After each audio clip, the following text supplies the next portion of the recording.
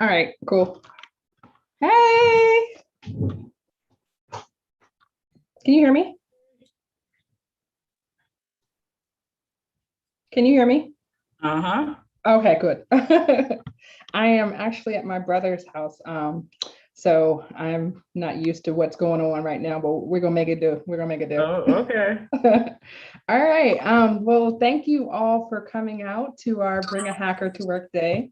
I am especially excited about today because Black Girls Hack has the privilege of having our guest today, Jasmine, on our executive team. She is our director of web application security. I think that's the her title. I may have Yeah, that's the butchered that, title. but she might as well be just called like the web goddess of all things. So I'm extremely excited to have you here. And this is one of the few conversations where I didn't feel nervous coming into this because, I feel like you're such an amazing person and we always have such great conversations that Mhm. I was just like, I already know that this is going to be absolutely amazing because you always drop the knowledge and bring the Mhm. dopeness. So I'm excited. Welcome. Yeah, I'm excited too. Thank you for having me. I can't wait to, share my wisdom.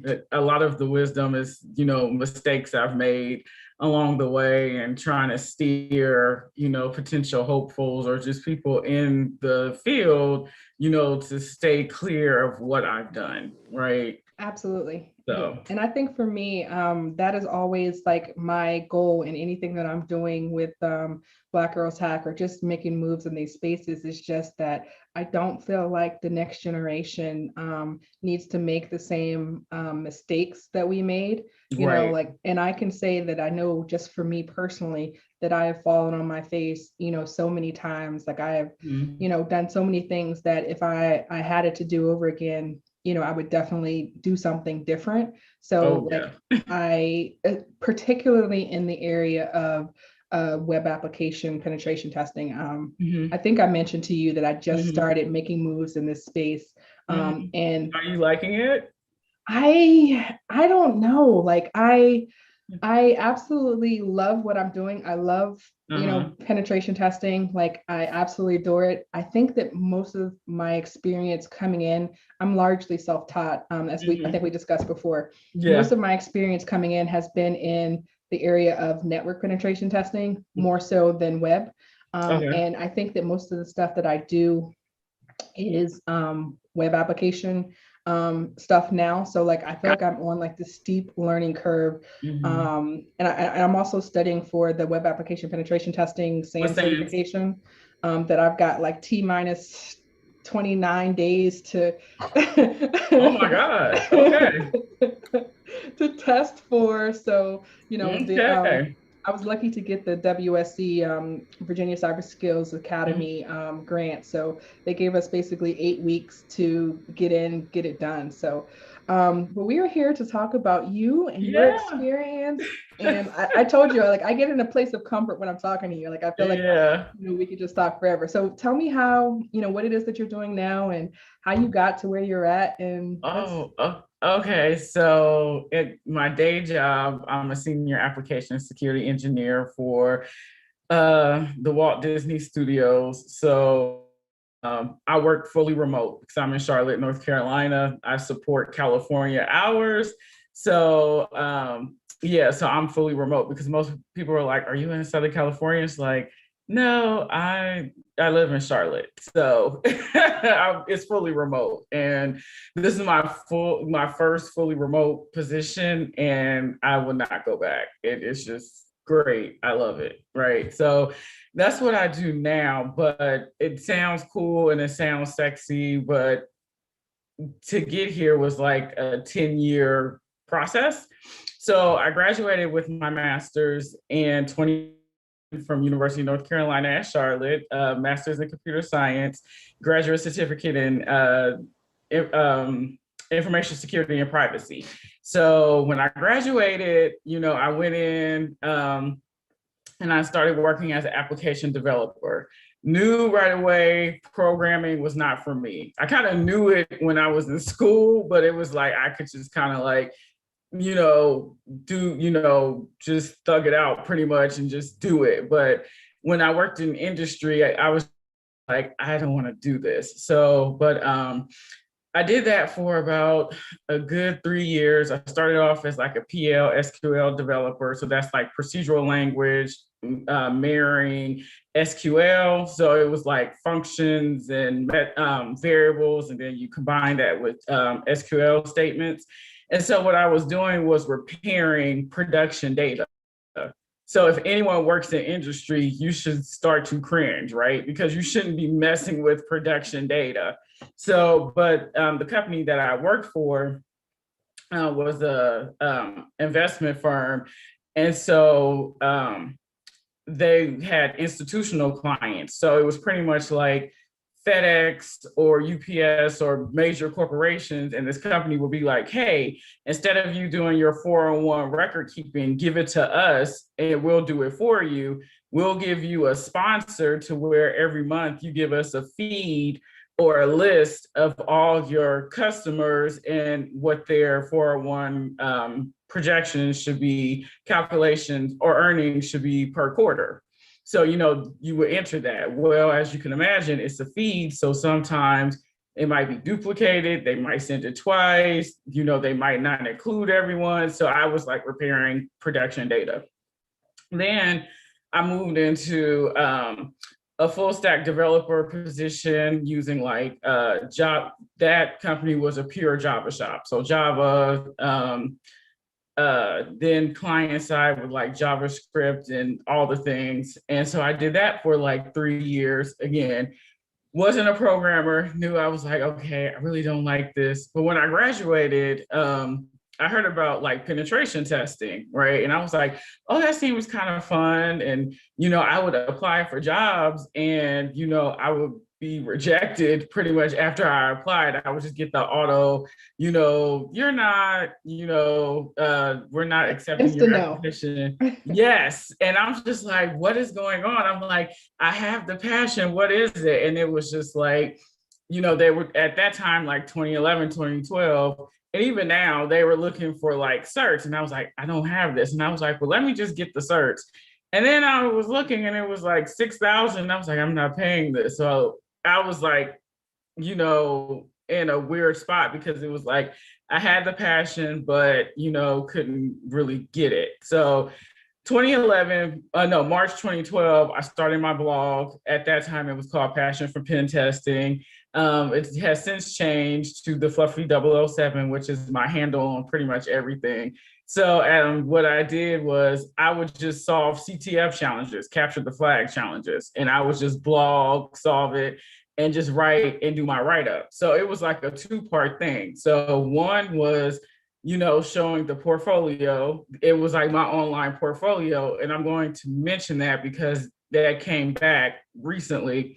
And it was like my online portfolio. So when I would go on these interviews, I'd be like, hey, they'd be like, the employer would be like, what's your experience? And I would say, here's my website. Or they would just say, oh yeah, we saw your website and we checked it out. And wow, that's so cool. And then, so that was the first part.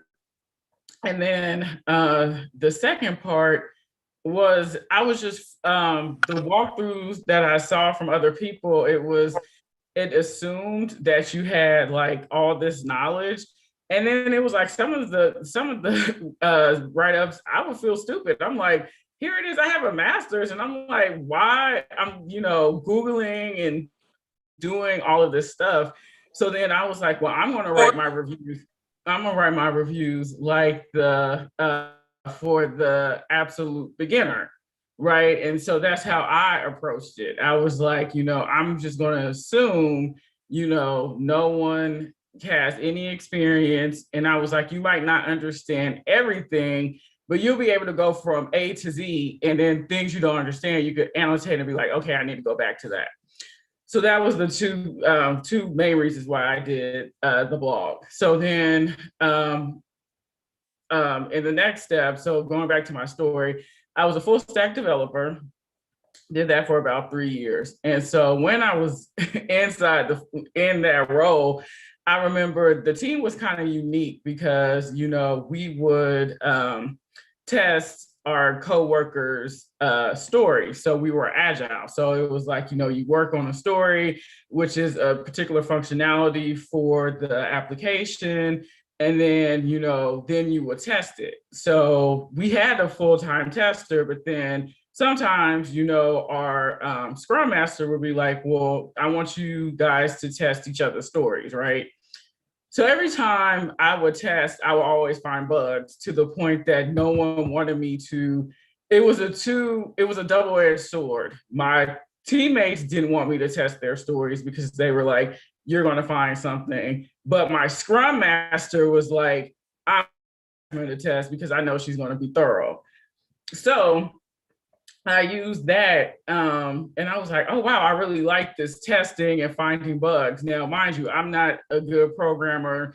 I can get through it if I absolutely need to, but it's not something I enjoy. I know certain people, they just love development. And if that's their passion, I'm not knocking them, not judging them, but I knew that wasn't my ministry, my passion. So it was like, yeah, so but with penetration testing, when I started looking it up, I was like, hey, it's like code and security. So I was like, okay, I have the code. I was like, I might not be good. I was like, I'm not a good programmer, but I know how to break stuff. So I was like, the testing, I was like, I have that. And I was like, and I could read code. So I was like, application security, let me go here. So then while I was in that role as a full stack developer, I remember I spoke with my manager at the time, and he was like, because I just flat out told him, I was like, yeah, I don't like development. He was like, I can tell you don't like it. He was like, when we talk about it, like, but he was like, I can tell you really like security, because he was like, when we have our meetings, the development, he was like, you're just stoic. It's like, yeah, okay. But he was like, when we talk about security, you liven up. Like, I can tell, like, you really like this. And he was like, give me some time. And he was like, and I'm going to start challenging you and put you in security opportunities. So the first was working as a volunteer to repair defective data for one of the applications at this company. So how it worked was the company had third-party pen testers come out, do the penetration testing, and then the company will be like, here's the results, these are the things you need to fix. So there was a PM for the volunteer effort. So then the PM would assemble the volunteers, which I started as, and then they're like, okay, here's the vulnerabilities, you go and fix them, right? So I did that for about a year, had a lot of fun, met a lot of people, and even like the senior people was like, wow, you really like this. They're like, because I would meet with them and it's like, is there any more that we can do? Like, strategy, remediation. And they're like, yeah, you really like this. So after a year, the current project manager for the volunteer effort, he received a promotion. And he was like, hey, I want Jasmine, he said it. And then the other senior managers were like, she's really passionate about this. We want her to lead it. So then I led it. So then it was like, afterwards, after after the vulnerabilities were found by the third party pen testing company, then I would receive it because I was the PM at that time, and then assemble the volunteers, work with them with remediation. And then afterwards, this was before DevOps, so working with the testing manager, push it into the upcoming release, and then push it to production, make sure we didn't break anything, and then meet with the senior management to show that it was remediated. So I did that for a year. And then after that, I finally moved to the security space at the company. And so I moved into like a security automation engineer position. And at that time, the company was moving to DevOps. And it was like, developers was like, I'm pushing my code to prod. Like, I'm gonna code it and push and woohoo. And it's like, okay, slow down.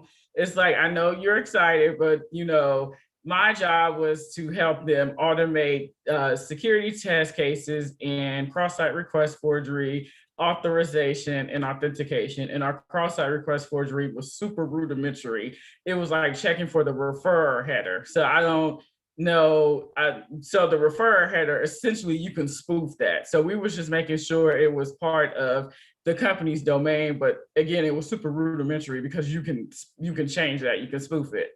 So I did that for a year. Then I left the company and I moved to the next stop. And so I was a full-time pen tester, but with automated tools. So using like IBM AppScan and HP Web Inspect. And that was cool for about 6 to 8 months. And then I was super bored. And I remember going to my manager and I was like, I need more work. And he's like, what are you talking about? And I was like, this is boring. I was like, I need to be challenged. I'm not challenged because I'm doing this, automated. And I was like, and I'm finding mistakes doing it. And so he was like, okay, well, start adding some manual pen testing on top of it. And so that's what I did. So I worked there for a little over 2 years. Then I moved to the company before where I'm at now. And I was an application security engineer, like an intermediate application security engineer. They were using C#, so that was different because at that time, I'm strongest in Java because that's all I've used. So that was different using C#. And then I was one of two for the application security engineers. And we were supporting, it was me and my other coworker, love her to death, Manisa Frazier. I don't know if she's here, but just a rock star. And we supported the whole company. So it was like, all the apps, we supported. And so I did that for a little over a year. And then I moved to Disney. But in between that time, so Tanisha knows I'm also very, very passionate about, when I finally moved to the security group, education was important, right? Because when you move into security groups, they have buckets of money because they know they need to train you. So it was like at that time, I was severely underpaid, like to the point it was like criminal. So what I did was I was like, okay, I'm not getting this money in my paycheck, but I'm going to get it in training. So for the year that when I finally moved to a security automation engineer, I think I ran them like 20 to 25,000 in education in that 1 year. Because it was like, even though you're not paying this in my salary, I'm going to study and you're going to basically pay me to study and then I'm leaving. So I always did that. Even when I was the company, after I left, I did the same thing. I actually took the GWAP with them. I had them pay for it, so that's the thing. Because I see a lot of people and they're like, oh, I want to take the certs and, you want to do it on your own. It depends on how much the cert costs. It depends on if there are scholarships. I would prefer that you have people pay for it and you don't pay out of your pocket. I would prefer that because, like I said, and Tanisha and anyone else who works in industry can tell you, these companies have buckets because they automatically know they have to train you, right? You're not going to know everything. They're going to have to train you. So they already have that allocated. So make them use it, right? Make them use the education budget. And it's like, if you're not also, negotiation. So that's important because when I graduated, I didn't negotiate. It was like, I was working at my company. I started like the summer before my last year in grad school. I did a good job to the point the senior manager of the said product, like my last day, he was like, hey, do you want to, he was like, I know, you're in grad school. He was like, but we really like you. You really got us caught up. He was like, if you don't mind, we'll keep paying you the same salary and you'll just work part-time in grad school. Would you want to? And I was like, yes, because at that time I was getting like 12,000, a broke college student. And I was like, I cannot live like this. I like shopping. I like to do things. I can't do it. So I was like, yes. So I did, but saying all of that, I already worked at the company. So it was like, they're like, I remember I graduated on a Saturday, and it was like that Thursday before, they were like, oh, okay, Jasmine, have a good graduation, we'll see you on Monday. It was pretty much a foregone conclusion, like they were going to give me an offer. They actually, no, I take that back. I received my offer while I was still in grad school, like the fall of 2010. They were like, yeah, here's your offer. Like, look it over. And again, I didn't negotiate because the amount that they gave, which was 59,000, I was like, oh, I'm in Charlotte. I was like, here it is. I'm living off 12, 6,000. I'm all these loans. And I was like, okay. And I was like, I can do some things, right? But what I didn't realize at the time was when I graduated, I had 80,000 in student loans. So if any of you listening is in college now, you need to make sure when you graduate, whatever your loan amount is, let's just use mine. It was 80,000, right? I should have been looking for positions that paid 90 to 95,000. You need to look for positions that pay more than your student loans. Otherwise, you're going to be at a deficit, right? And that's where I was at. I was at a deficit. I remember after I graduated, I had to pretty much call like the Department of Education. I had to extend my loan payments to like a mortgage. At one point it was 30 years and I was like, this is insane. And then as I would receive more money, I'd like shorten the time. And then, one of my friends turned me on to Dave Ramsey. I'm not saying he's the best. He's problematic, but I really believe in his snowball method, and I believe in getting a bigger shovel, meaning more money, right? You can't save your way out of debt. You need more money. So I used that, and as I started increasing my money, I started putting more into like my student loans to where I paid them off in 9 years. So I paid them off, a year early because it's usually 10 years.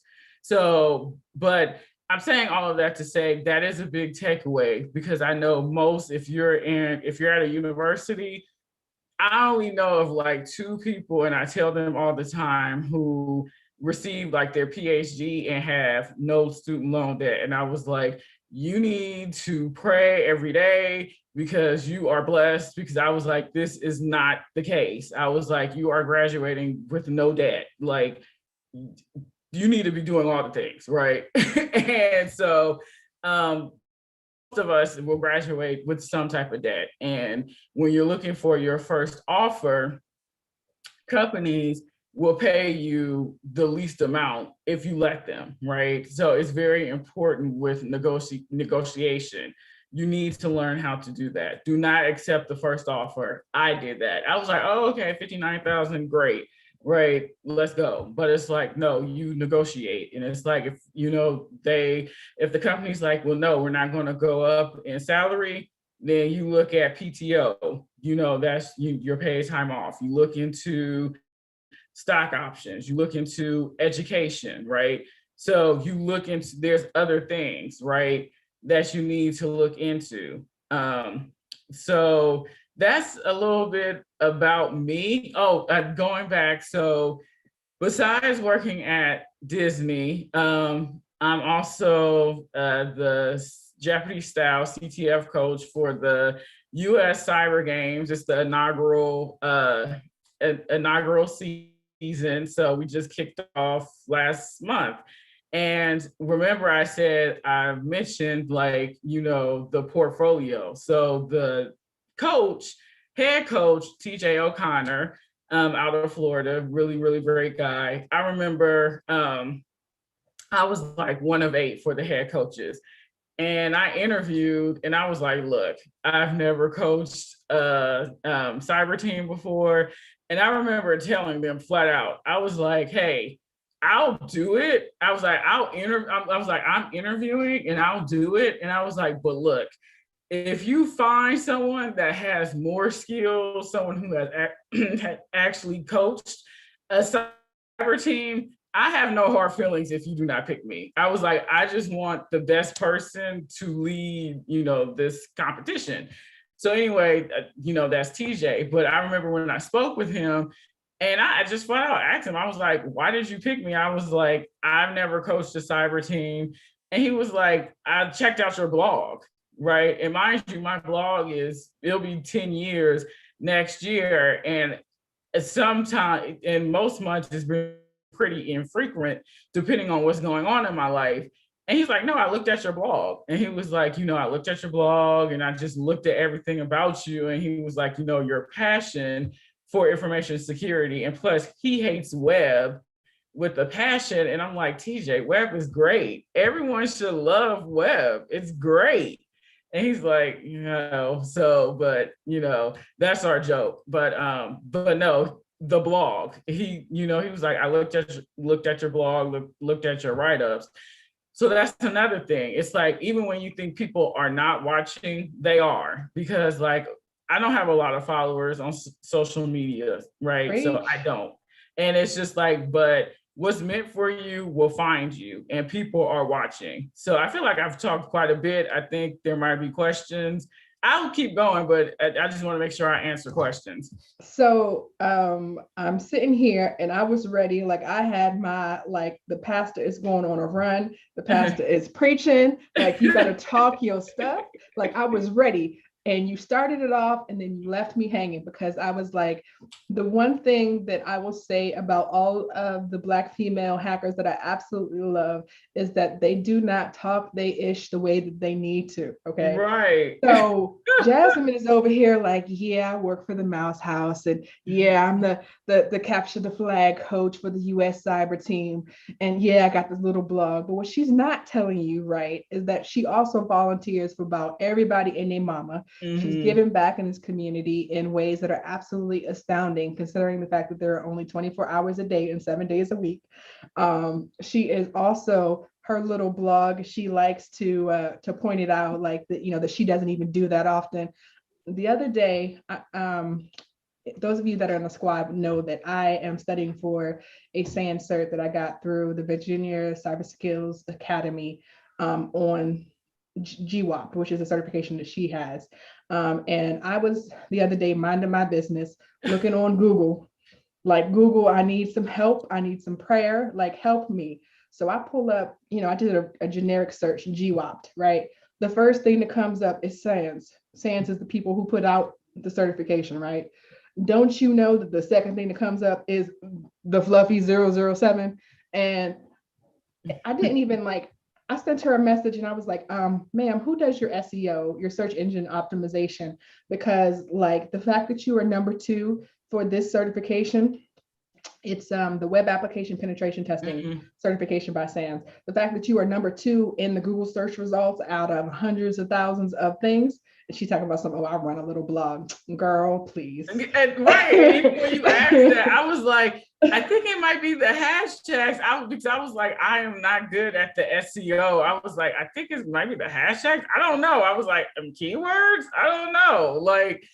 Yeah, so it's pretty Did I forget to mention also that she is a adjunct professor out here teaching the next generation. See what I'm saying?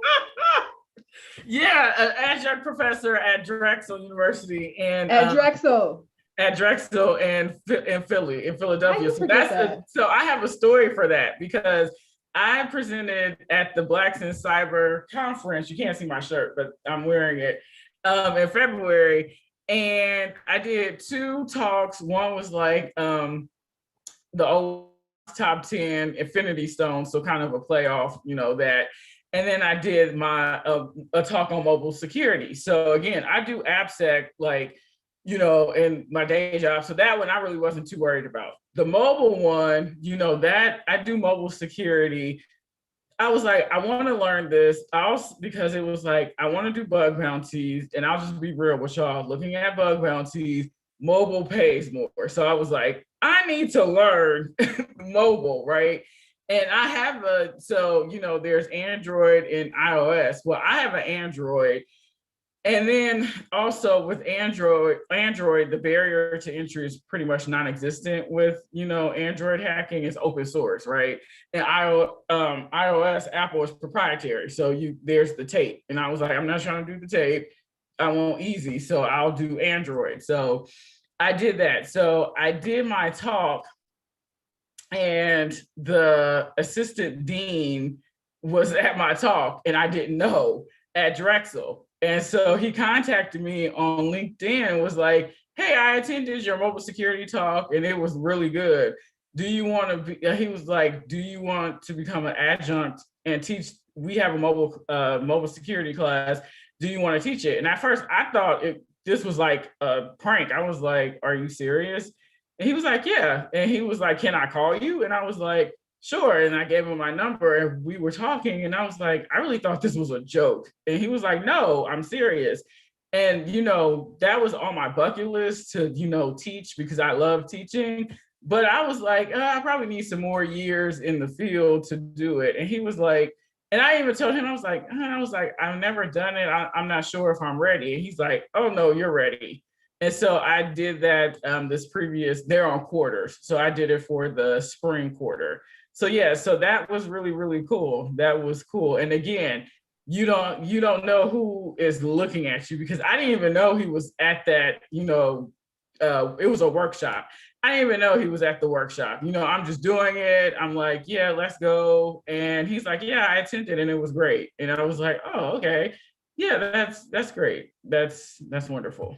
Okay, so just in case any of y'all were not paying attention to what just happened just now, okay, she said she was volunteering at a conference and she was speaking at a conference where she was probably not getting paid, right? No. She was talking about something that she didn't feel like she had a complete mastery over, but she was going to shoot her shot.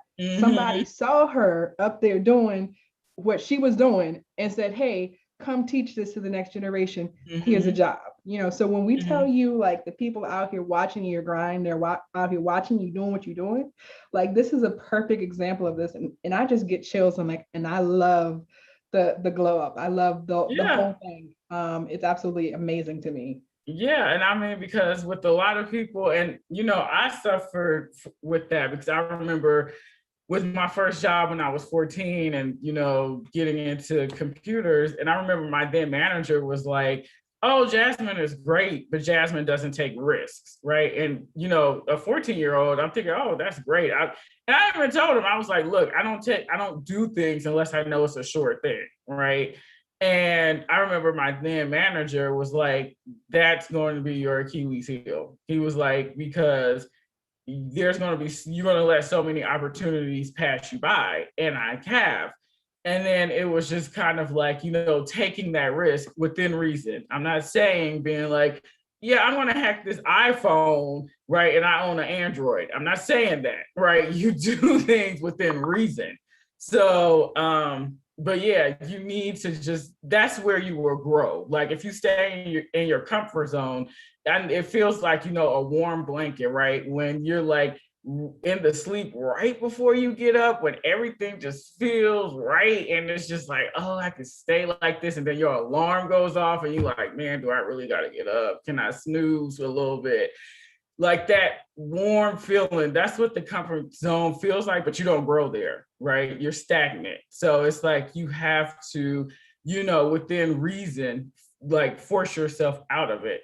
That's how you will grow, right? That's how you'll grow.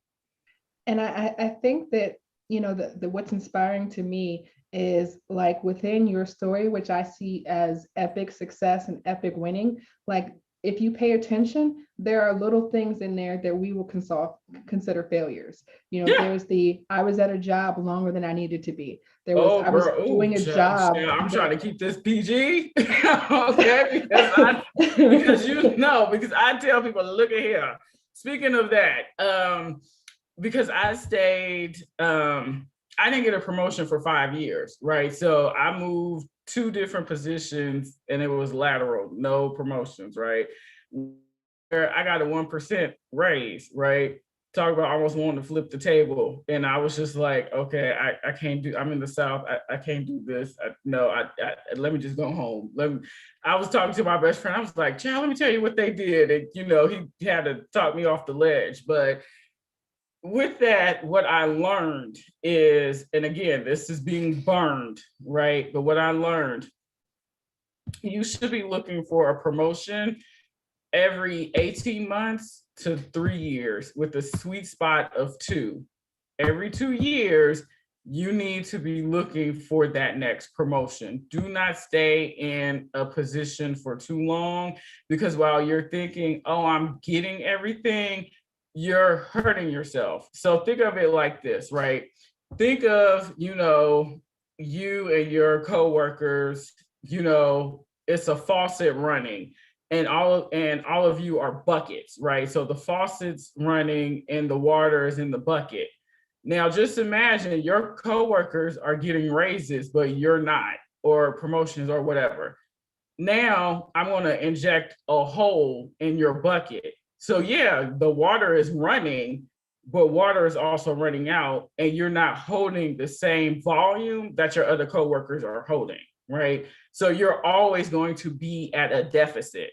That's what I'm saying. So it's like 18 months to 3 years with a sweet spot of 2. So it's like, and again, you're the captain of your ship, author of your story. Don't let anyone write your story for you. Don't let anyone lead your ship. So it's like you have to be your biggest advocate, with your career. It's like, hey, we need to start having conversations like, this is where I am, and be upfront. Like, you have to be assertive. And I know for Black women, it's like, oh, that's aggressive. And everyone else is like, oh my God, that's great. And no, this is your career. So it's like, hey, I'm here. I want to move there. What do we need to do? What do I need to do? We need to work out a plan. And if it seems like your company is really not receptive, you got to go, right? And that was another thing, because I stayed too long. I tried to rationalize things. Oh, it'll get better. And no, like, as Maya Angelou said, when people show you who they are, you believe them the first time, right? So again, you believe them. And so it's like, and I'm big on actions, because you can talk to your blue in the face, but if your actions say do a 180, and no, I'm not rocking with that. So again, so you're the leader of your career and you need to act like it, right? 18 months to 3 years with a sweet spot of 2, right? Usually 2 years. Also, I know some people are like, oh, if you jump, that's a problem. I would say that's more so in the, probably like the before the 2000s or 2010s, but it's like, look, y'all Gen Zers are leading the way, and it's like, we ain't doing it how y'all used to do it, and I love it, right? I'm all for innovation, and it's just like, that's not the case, because I've seen people who jumped after 3 months, 6 months. Again, it's your network defines your net worth, right? So you need to be communicating with people. That was something I had to learn, because I was like, oh, they'll see my skill. I don't need to, because it's like I'm slightly antisocial, and I get that from my dad. I'm an introvert, even though it doesn't seem like it, but I am, because after this meeting, I'm probably gonna have to decompress, and I'm slightly antisocial. It doesn't seem like it, but I am. And so, and because of that, I was like, I'm not gonna play the game, right? And that's how I was. I was like, I'm not gonna play the game. I'm, whatever, screw you. And it's like, you're gonna have to play the game, but you define how you play it, right? Because it's like, I can't be in everyone's faces, because I'm not like that. So, but it's like, how I do that is I put out my content, and it's like, and if you rock with it, you rock with it. If you don't, you don't. That's fine, whatever. You're not gonna stop this train, right? So it doesn't matter. They're gonna reach the destination. It might have to go through a few detours, but it will get to the destination at some point, right? So it's, all of that. So you don't be afraid of failure. I was, I was afraid of failure. I was definitely afraid of rejection. That's where the no risk came in, right? Because I wouldn't even put myself out there because it was like, oh my God, this is like, I would do probabilities in my head. I was like, okay, this is like an 80% chance that this will fail. I was like, no, we're not doing that. Like, I would have anxiety attacks, right? But it's like now, as I've gotten older, and it was like, that's how you grow. It's just like, you're gonna have to put yourself out there, right? And it's gonna feel weird. Trust me, it still feels weird now. And I'm like, oh, ooh, I'm here. And it's like, okay, the universe wants me to be here, and I'm gonna have to trust it. I was like, ooh, this is a lot. I was like, I think might need a shot. I was like, ooh, okay. But and when you look back, you be like, wow, I did all of that. And it was like, and I'm glad I took that first step. The first step is always the hardest. And I'm not even going to be like, oh, it's so easy. No, it's not. That is always the hardest. To start something is always the hardest, because even with my, blog, it was just like, I would solve challenges that were already solved. And I was like, in the beginning, I was like, man, ain't nobody gonna read this. I was like, these are already solved. Why would they look at mine? Right. And at first I wasn't going to do it. And then I was like, well, as I was reading other write-ups, I was like, but they didn't mention this. And they just assumed you knew that. And I was like, you know what? I was like, some people might be like, oh my God, her write-ups are just so basic. But I was like, no, I wanted to where, even if you're not in the information security profession or field, you'll still understand the main concepts, right? You might not understand every little thing, but you'll understand the high points, right? And it's just like, I didn't want the person behind me to have those same frustrations as I did.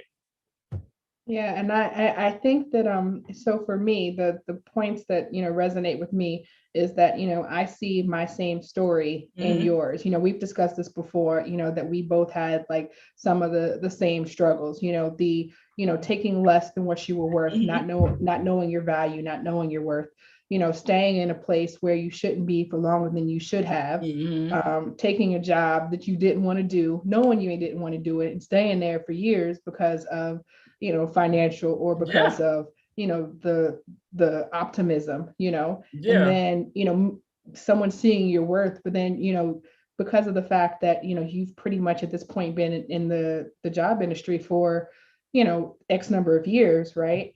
And you have not been making your value those previous years, right? That also impacts your ability to make money, I guess, moving forward. It's hard to make up for those losses that you took.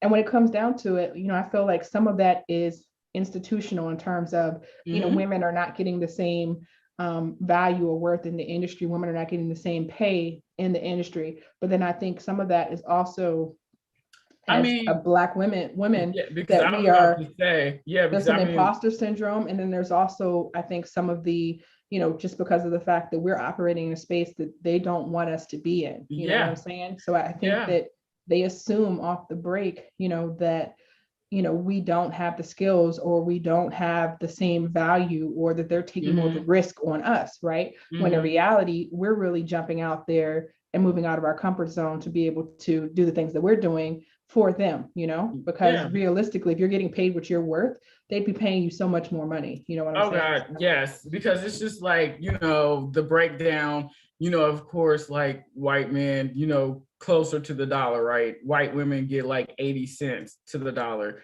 Black women 69 cents, right? So you're talking about a good 31 cents away from the dollar, a good 11 cents from white women.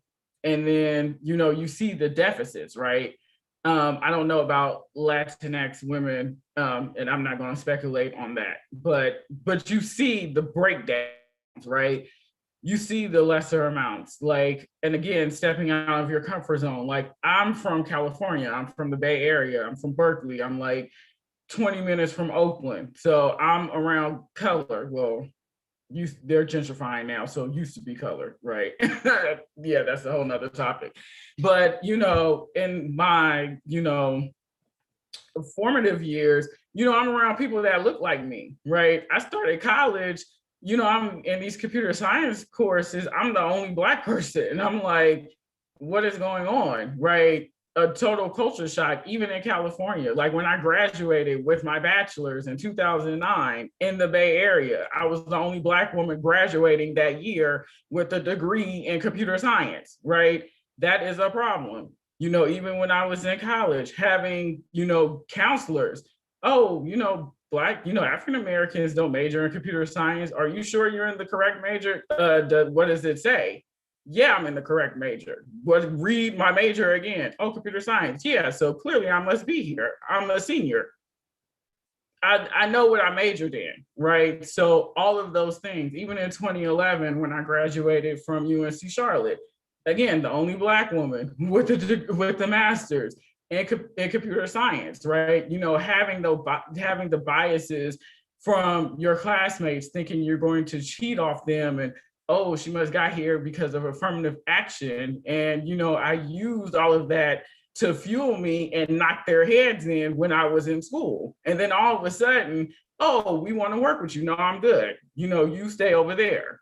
No, I'm good. I'm good on that. Right. So yeah, so it's like even stepping out of your comfort zone where it's just like, hey, I'm around all my people and it's great. And then you start college, especially in STEM, and you're looking and you're not, unless you go to a HBCU, right? If you go to a PWI, you're going to be one of few or the only, right? And it's lonely. It's lonely, and it makes you angry because it's like, I know it's like, and then you see the biases and the subtle, microaggressions, and I would just check them and be like, excuse me, and then oh, you're different. How? And then as you want to change the subject, yeah, I think your best favor. So yeah, so all of those things, right? And it's just like, especially as Black women, you gotta counteract, the angry Black woman. As I said before, you have to be assertive with your career. People are going to say you're aggressive. Who cares? Again, this is your career and you need to get paid what you are worth, right? And everyone else, if you're a man, oh my God, you're great. This is great. Really assertive, look at him, wow, but as a woman, it's like, no, you need to play the back, you need to be docile, you need to be seen but not heard. No, that's not how we do things. So having the experience that you have now, you mentioned earlier that as much as possible, people should be having their jobs paying for these trainings. They should be having their jobs paying for these certifications, right? Knowing what you know now, if you don't have a job that's having you to pay for the certifications, if you don't have, the job paying for the training, like how would you approach, leveling up in web application penetration testing? What would you do? Like, what would be your moves if you're like, hey, I'm new and maybe I'm low on funds? Because nowadays there's like, and I think you mentioned it, Try Hack Me. I love, love, love, love Try Hack Me. I was like the 80th person who signed up for their site like so many years ago. I love Try Hack Me. I have Hacked the Box. I noticed that they have like an academy, because once upon a time, Hack the Box was like, yeah, you had to like hack the login, and they're like, we're putting you in the deep end. And they're like, you have at it. Like, we ain't helping you with nothing. But now they're being more inclusive for beginners. And so I would say, honestly, there's so much, there's so much training now, like, Hack the Box, Try Hack Me, the hackthebox.eu, tryhackme.com. I will say Try Hack Me, they do have a free version, but you don't get access to all the rooms. They do have a subscription where you could pay annually or monthly. And I think annually is like $90 a year, and monthly is like $10 a month. Yeah. So again, whatever. And if you're a student, I think you get like 20% off as long as you have a valid, school ID. So yeah, and then Hack the Box has something similar, right?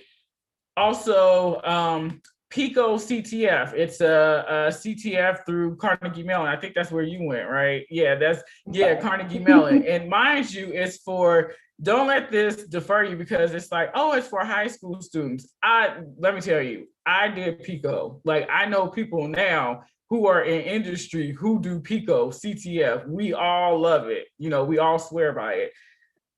Pico CTF. There's also Over the Wire, which is like a throwback, but they have like for Linux and web, like their Natas, that's their web. There's like rootme.org. There's so much, there's so many things now. But I would say I would focus on like Try Hack Me because they also, and Hack the Box, because they have paths and modules for you to learn, right? Because for me, I need a plan, right? So it's like a guided plan on rooms and concepts that you need to learn. So I would probably focus on those two first. And there's also Portswigger Web Academy, Web Security Academy. So Portswigger is the company that developed Burp Suite, which is the interception proxy that you use to intercept traffic. So yeah, so those are the things. So I'm more so, if I have to pay for it, I'm looking for either free 99 or something that I don't really have to pay a lot for, right? Because this is my money, right? So I use everything that's in your arsenal. That's what I tell people. Use everything that is available to you, right? So it's like, and again, pitch. So that's like if you're a college student, right? You do those things. Also go to meetups, right? I also did that. I didn't talk about that. I went to like the OWASP meetups in Charlotte, right? You need to start talking with people because the information security field, while it seems big, and there is a barrier to entry. I'm not even going to front and be like, no, no, there's a barrier to entry. And it's like, it's hard for you to get in, but once you're in, right? And I know that's counterintuitive and you're just like, huh? But honestly, that's how it works. But you need to talk with people because trust me, you'll start seeing the same people over and over again. This field is but so big, right? So, going to the meetups, also go to conferences. Like I will go to conferences in Charlotte, Raleigh, because I'm in North Carolina. So I would go to the RTP, like pretty much any conference, like I would show up and it'd be like, y'all got a CTF? Yeah, okay, well, I'm a play. And then like Asheville, and I would just show up. And like I know the one I went to in Asheville, a B-Sides, and it was like I did the CTF. And I think I placed, what did I place? I think second. Yeah, I placed second, and I beat a team of pen testers, like it was 4 of them, pen testers, to the point that when it was all said and done, they were like, wait, that was you? And it was like, yeah, to the point that 2 of them follow me on Twitter. And, we talk from time to time, they also did, it was actually funny because they did a workshop the day before the CTF, and I'm doing it, and they were like, do you do this like professionally? And at that time I didn't, right? I was like, no, I'm a hopeful. I kind of told him, my story. He was like, yeah, it's kind of a shame. He was like, yeah, what you're doing now, he was like, that's what we do pretty much day to day. And he was like, it's a shame that, you're not in it. But it was at that time. But yeah, go to like these B-Sides, these meetups, pretty much anything where there's InfoSec and it's close to you, like a conference, you need to be showing up. You need people to see y'all lovely faces and being like, I'm coming, I'm doing the CTF, what's up? That's how I was. It's like, oh, okay, where's the outlet? Plug it in. Here's my laptop, let's go, right? And it's like, I'm going to place. And it's just like, I would give myself like goals. Sometimes I'll meet it, sometimes I wouldn't, but I was like, yo, I'm a place. And it's just like, even when I was in college, like, and I remember when I would, because sometimes, you're at the guidance counselor, or you're talking to people and they're like, what's your major? And I was a computer science major. and I would say it really loud. And I did that intentionally because if there were other, Blacks there or whoever, showing them like, yes, we major in computer science. Yes, we thrive in STEM, right? And I would say it, and then I would look around like, are there any questions? And, people would just like drop their heads like, oh, okay. But I would say it very loud, and that was intentional, like, yeah, we're here, right? And you need to have that mindset. You're your biggest cheerleader, right? That was something I had to learn. You are your biggest cheerleader. No one is going to do it like you. No one is going to hype you like you, even when you don't feel like it, where you're just like, I feel like a child. It's like, you just gotta look in the mirror. It's like, we're gonna do it. Like, and it's gonna be what it's gonna be, but we're gonna give it our all. And that's how you have to look at it. So two things, right? Number one, I feel like you're talking to yourself right now because, like I said, you're not hyping yourself up the way that I Yeah. feel like you need to be hyping yourself up. And number two, people will always, I think one of the biggest criticisms I hear about myself is that, I focus too much on the capture the flags. But, I think that there's extreme value in capture the flags, just as far as Yes. being exposed to different areas of cybersecurity, not to mention the fact that you kind of like low key trick yourself into you know, doing a lot of the stuff that you're doing as a professional pen tester, Mm-hmm. like when you're doing these decodings, you may have to decode, a session key, or you may have to decode something that's Mm-hmm. coming through, or, when you're actually solving these types of problems, it's helping you to, hone in your skills, which I think people don't take for granted based off the fact that it's like set up as a game, not to Yeah. mention when you come in second place, you can say things like, I came in second place. Yeah. And I Yeah, was it like, was and I have me. this handy dandy, hardware that I don't know anything about, but it was like, look, child, this is what I won in Asheville. It's still in the box. This is what I won. I was like, I don't know what to do with it, but this is what I won. Right. And it was just like, yeah, all of those things, right? But I will say CTFs are good, but I want to do bug bounty, and I thought it was like a So you can get one-to-one. paid. It is not. I'm like, what is the like? I'm in the Bug Crowd mentorship program, and I'm like, look, I was like, I do this. I've done it professionally. I do CTFs, and like my mentor Katie is great, and my other mentor Mason. And Katie just kind of like laughed. She's Insider PhD on Twitter, and she was like, "Yeah, CTFs. It's not a one-to-one." She's like, CTFs are inherently insecure. She's like, it's not like that with most live targets. I was like, yeah, right. And it would be. I tried on my own, and I would get so upset and discouraged. I was like, man, bunk this. I was like, I'll come back to this, in a sound and clear mind.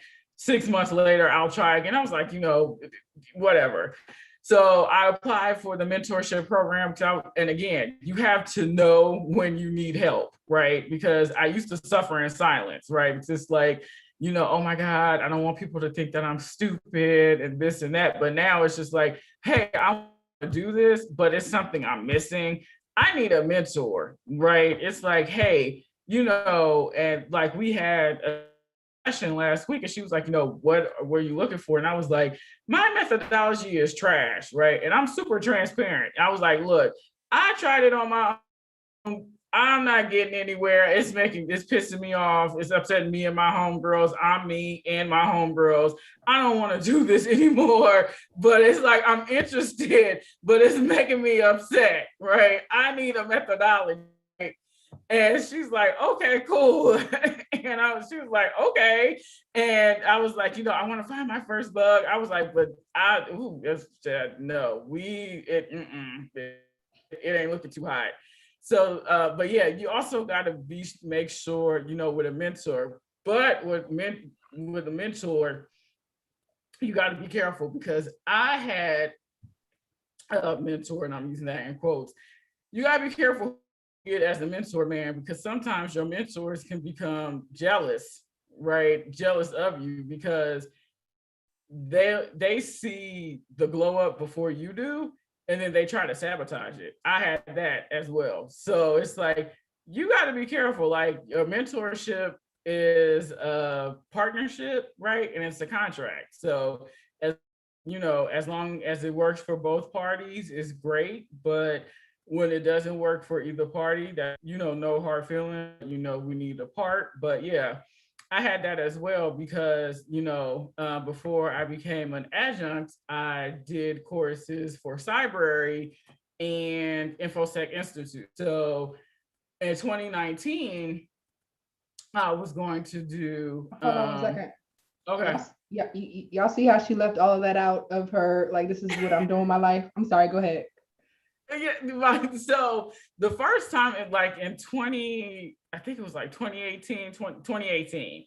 And I remember, Cybrary reached out to me and they were like, looked at the blog, and I think I applied. I was like, oh, I want to teach, let me start. And, they was like, yeah, we really want you. And I remember I told my mentor at the time, and they were like, are you ready for that? Like, I don't think you are. And they're like, you sure about that? And like that comment, I was like, maybe I'm not ready. And then I was like, no, I'm not going to take it. And I didn't.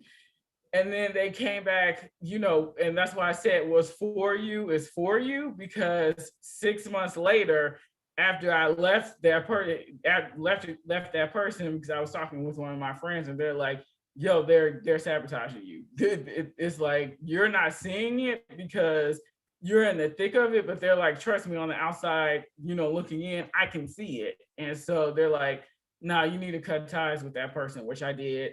And then 6 months later, Cybrary came back and they were like, we really want you to develop a course with us. And I did. That was my intro to Vagrant course. So, but again, mentors, they're, but you need to have that pulse check every so often, right? It's a relationship. So you need to have that pulse check of like, hey, is this working for me? Is it working for them? If it's not, is it something that we can fix? If, no, okay, then we need to part, right? It doesn't have to be ugly. It's just, you can part amicably and be like, oh, okay, it's just not going to work, right? But that's something else you have to keep in mind. Yeah, and I think I want to just also add to that a mentor that charges you, like, let's say if they want you to, contribute to their Patreon, or if they want you to, I've heard a lot of, I call foolishness of Yes. people who are supposed to be, advocating for you or in your best interest, who are not really advocating for you. You know what I'm saying? So I think it's important that you find somebody who, pushes you to be your best self, but then also encourages you and that you feel comfortable with. Because if you don't feel comfortable talking to them, like, even, for me, like, most of my mentors have historically been Black, but one of my mentors now, she's an older white woman.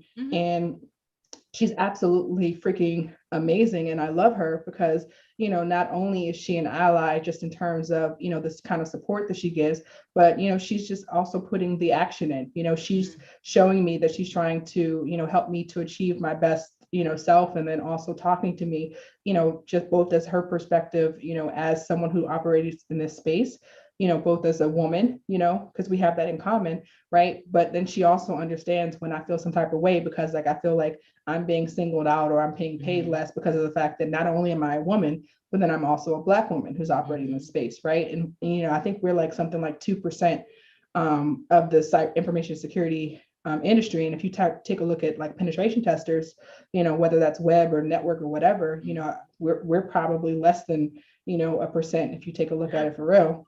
But so a question from the squad, Naomi, I think, wants to know, how do you manage your time, your work-life balance? We mentioned that you are doing everything. You said something about your first job and maybe your second job, and you volunteer for everybody and their mama. Yeah, right. So how are you doing this? So what I had to learn was prioritizing things. Like, I also have a YouTube channel that's kind of been on the back burner because it's like, with things revving up, I really had to, it's, if left up to me, I'll do everything in information security and not sleep, right? But that's not good for the health.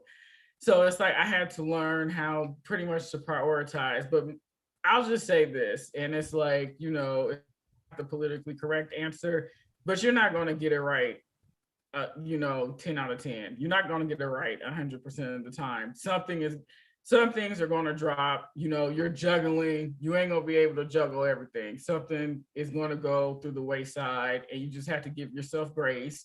And then you have to, reevaluate. And it's like, okay, I want to do all the things, but do I need to shift focus and kind of put this on the back burner to like Q3 or things of that nature? So I'll say it's a work in progress. And yeah, it's a work in progress, but it's pretty much what it should be aligned with what your goals are, right? And Say that.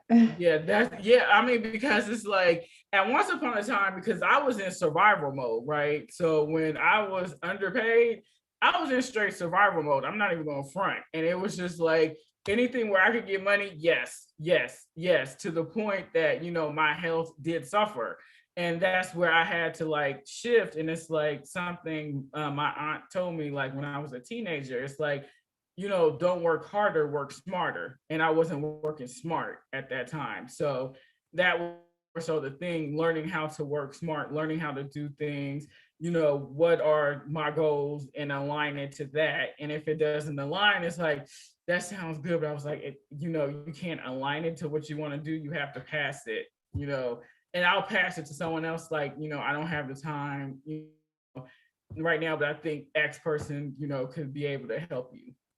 Yeah, and I think that that's part of the reason why your network is important. But I think that the part that's important there, like if you look at all of the things that Jasmine has admitted that she's actually got going on, Mm-hmm. you'll see that it all is in line with her world domination plan, right? So like she volunteers with OWASP, she volunteers with Black Girls Hack and Black. I think you do. Is it WISIS and Blacks in Cybersecurity? Like I help. I haven't really volunteered with them yet. They're on my bucket list, but Women's Society of Cyber Jitsu. That okay. is, yeah. Yeah. So yeah. So like, but all of those things are in line with her, plan for world domination.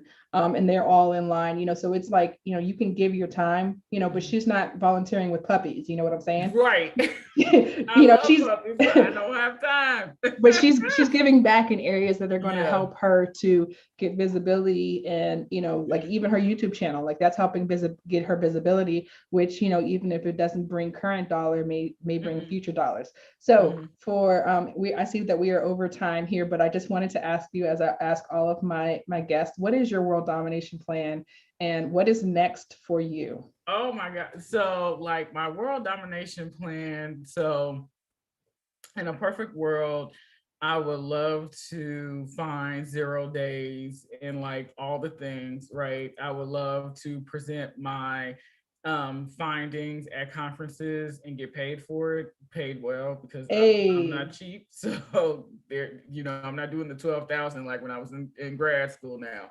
So I would want to do that. Like going back into an office, I don't, like I said, I'm fully remote now. I don't see myself doing that, but like traveling the world and, teaching, and, solving and like, breaking things, that's what I would love to do. That's what I would love to do. That's amazing. All right. So any last ditch questions Yeah. for Are there our any more guests? questions? Because I want to make sure I answer, because I know and that's what I was saying in the beginning. It's like, I know when I get on this subject, I can talk a lot, but if there are questions, please ask, or you can ask. I'm in the Slack. You can ask in there too, right? Yeah, I was about to So say, I you want to can make definitely drop in her sure. DMs. Yeah, so I want to make sure, that I answer all of your questions, because I know first thing we should do to break, do you have any tips for blog content? And I'm gonna come back to the breakthrough for blog content. Anything that you're working on, right? Blog about it. Any and everything is content, everything that you're doing. So that's another thing. It should read, I tell people it should read like a story, right? So the beginning is like when you start your journey, and like it should progress and show how you've grown. But anything that you're doing is content. Utilize social media. I didn't say this. Utilize social media. So like Twitter, Instagram, YouTube, TikTok. I have Instagram. I really don't know how to use Instagram like that, so it's kind of bare. I use Twitter for most of the things. but also post content on social media, post what you're doing, start engaging and talking with people in the information security field. Most people, you there's always bad apples in every bunch, but for the most part, we are a friendly group and want to help. So also definitely check out social media because now I notice more hiring managers are using that to post jobs. I'm seeing that on Twitter a lot where it's like, hey, we're looking for a junior penetration tester. We're looking for this. We're looking for that. Shoot your shot, right? And the only thing they can say is no. And even if they say that, it's, you can always follow that up with, well, thank you for that. But, to help me grow and become better, can you provide feedback, right? Constructive feedback, right? Constructive feedback, on why. What are some things that I can do to improve, right?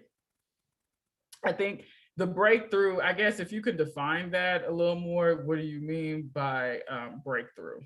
And I think there was one more question. Was there one more question So after I you had a just, comment that they need to make sure that they're hitting those hashtags because, it's, you know, yeah, Jasmine, very humbly said that she's just doing the same walkthroughs that everybody else is doing. She's just doing them with her own flair. But what she doesn't tell you is that, a lot of these searches that you do, she's coming up as number 2 or 3, out of the hundreds of thousands of things. So it's important that you put yourself out there, but yeah. it's also that you focus on your branding, hit the hashtags, make sure that you have, your SEO is on, your search engine optimization is on point so that those web crawlers can get into your content and that you're coming up with people are looking for your content. Looks like Eileen is saying to break To into break security. into security. So I would say definitely have a you so social media is not going away, right? So it's here to stay. So you need to have I call it, I think I saw someone online refer to it as digital real estate. And I liked that term, right? You need to have some digital real estate, whatever social media platform you choose, but you need to be on it, at least one, right? And you need to use that to curate, what you're doing. So if you're working on a try hack me room and it's like, hey, I'm working on, the basic pen testing room, and that's what the room is called. I'm not saying that to be rude, but actually I did the walkthrough with that a few weeks ago but that's what the room is called, basic pen testing. And it's like, yeah, I'm working on this basic pen testing room, and I learned about Hydra, and I learned how I can do that to get passwords, using RockU, and but listing everything that you're doing, right? And even if no one likes it, no one retweets,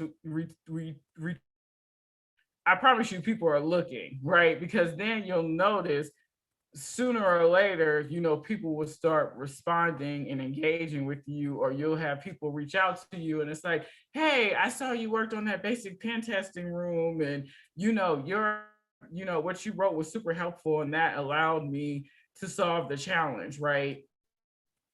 So definitely have that digital real estate. Go to meetups, these security conferences in your town.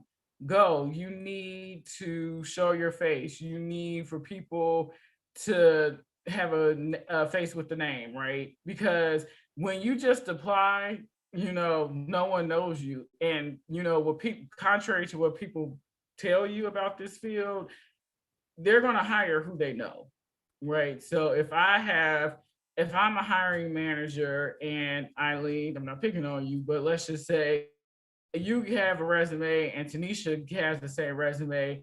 I know Tanisha and y'all have the same amount of skills. I'm going with Tanisha because I know her, right? I've talked with her. We've had conversation. Like I know her thought process, right? And you're a superstar in your own right, but I don't know you, right? And that's what hiring managers do. So you need to go to meetups, you need to go to conferences, you need to shake hands and kiss babies like you're a politician, right? That's what you need to do, right? Yeah, But with your own absolutely. flair. I'm not saying, to just OD and no, but within your own reason, right? Within that's Your true to you. confines. Yeah, Yeah. true to you. It's something that my friend and I we always say, it's like, you have your own sauce, right? You have, everyone has their secret sauce, right? And it's just like, even if someone was to try to do the things you do, they'll fail because they don't have your sauce. Sure, they can do it. It's just thing. So again, you have to lean into that, know that. And yeah, like I tell people all the time, I don't come to play, I come to slay. So it's just it is what it is, and it will get done. And this train is not going to stop. It will reach its destination, even if there's detours, but it will reach its destination with or without you. Absolutely. And I think for me, like I'm a very introverted person also. Like if given Mhm. my opportunity, I probably would never leave my house again and I'm okay with it. I got Yeah, my TV, my husband, like we're good, but air conditioning because I'm in North right. Carolina. It's hot. It But is so y'all, hot. y'all see my face on social media every day. Y'all see my, me sharing things, and you're like, why is she constantly sharing things? And that's because it's raising the profile, not just Mhm, of, Tanisha, the aspiring pen tester, but it's mhm, also raising the profile of Black Girls Hack, right? And the mhm. more things that we're able to get, the more people that we have that want to partner with us, that want to do things like give us like our like we have the pen tester labs accounts for, the squad, and we have Mhm, the range force accounts for the squad. mhm. And, we were able to take some people to DEF CON and to Black Hat this year. So, I mean, it's Ooh, basically just, to raise the profile of us so that we can try to get more people who look like us into the space, not yeah, because I like interacting with people, because like Jasmine, like I don't want to be doing that, but I do what I have to do so that I can achieve world domination. You know what I'm mhm, saying? So it's important that even if it's not your, like if you would not rather be, putting your face out there, I see Sierra on social media on a regular basis. She's very visible. I see Beck on social media all the time. She's very visible.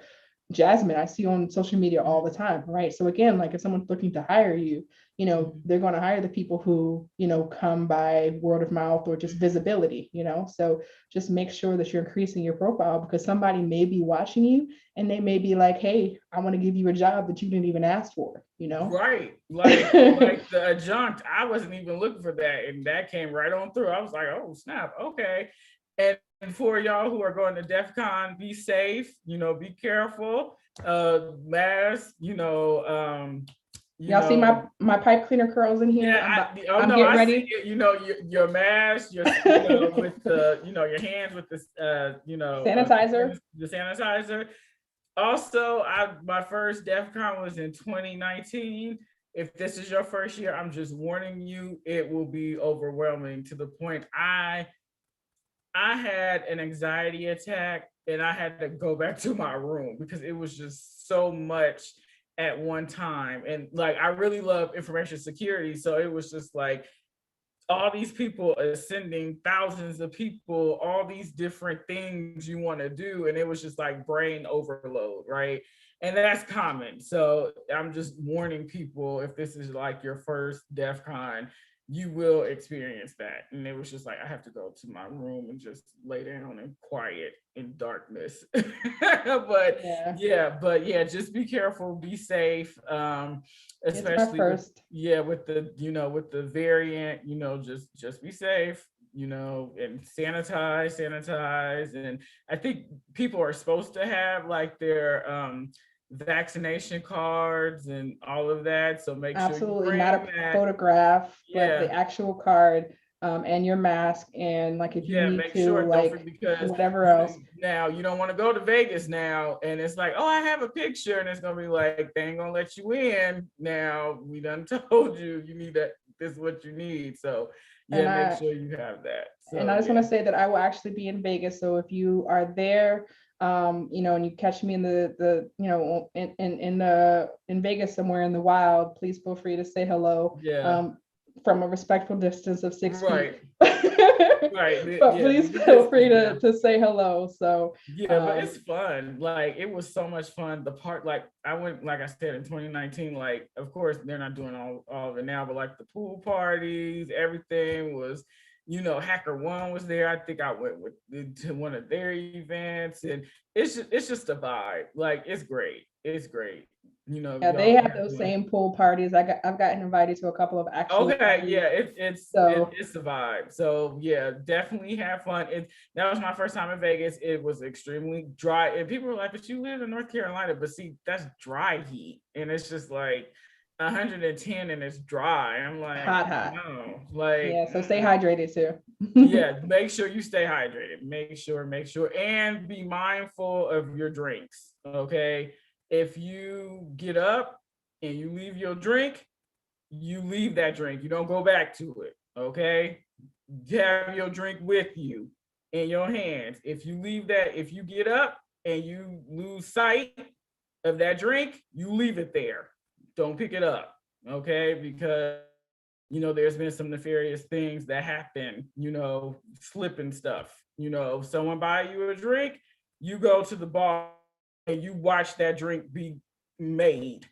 Don't have someone just give you your drink. It's like, oh, I'm getting no. You watch them make it, right? And just be careful. All right, y'all. Well, thank you, Jasmine, for coming out and hanging out with us. I think we're going to do a couple more talks in the future because I really want us to talk about like the negotiations and knowing your Oh worth and yeah, that's a salary whole and separate topic. Yeah, yeah. that's So a separate we'll topic. definitely hang out another day. But I thank you for changing the time and hanging out with us today. And Yeah. y'all, squad, you can catch her Okay. in the Slack. She's in there, so she's going to be bringing some web application stuff to us in the future. So be on the lookout for it.